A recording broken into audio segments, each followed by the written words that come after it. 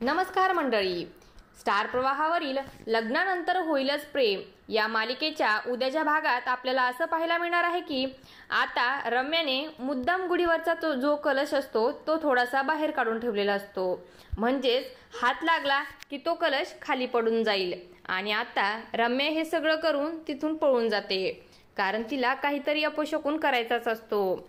आता पार्थ, नंदिनी, जीवा, काव्या सगळेजण गुढीपाशी आलेले असतात आणि जेव्हा गुढीला हात लागतो त्याच वेळेस कलश खाली पडायला येणार तेवढ्यातच सगळ्यांना खूप मोठा धक्का बसतो की हा काहीतरी अपशकुन होत आहे।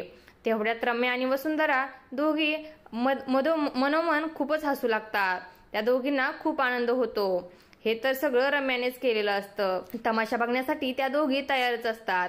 अख्ख्या घरात सगळेजण टेन्शन मध्ये असताना त्या दोघी मात्र खुश असतात, कारण त्यांना हे बघून हसू येऊ लागलं। आता गुढीच्या दिवशी अपशकुन होत आहे, त्यामुळे सगळं काही व्यवस्थित होणार आहे असं म्हणून त्या दोघी हसत असतात। आणि त्या गडबडीमध्येच लगेचच जीवा आणि पार्थ गुढी धरतात आणि काव्या देखील गुढीला हात लावते। तेवढ्यात कलश खाली पडणार तेवढ्यात नंदिनी अचानक झेलते। हा अपशकुन होण्यापासून त्या चौघांनी थांबवलेला असतो। हे चौघेजण आपापला संसार सुखाने पुढे चालवणार ही आशा आता मानिनीला राहिलेली आहे, कारण एवढं सगळं होताना देखील या चौघांनी मिळून गुढी सावरली असते।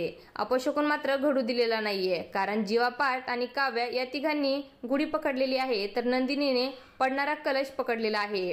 आता नंदिनीला चांगलंच कळून चुकलेलं असतं की हे सहजासहजी झालेलं नाही, कुणीतरी मुद्दामून नक्कीच केलेलं आहे। आता नक्की नंदिनी घरात सगळ्यांसमोर रम्याचं सत्य आणू शकेल का, हे पाहणं खूपच रंजक ठरणार आहे। अशाच मालिकांच्या नवनवीन अपडेट्स बघण्यासाठी आपल्या चॅनलला सबस्क्राईब करा आणि व्हिडिओ आवडला असेल तर लाईक आणि शेअर करायला विसरू नका। धन्यवाद।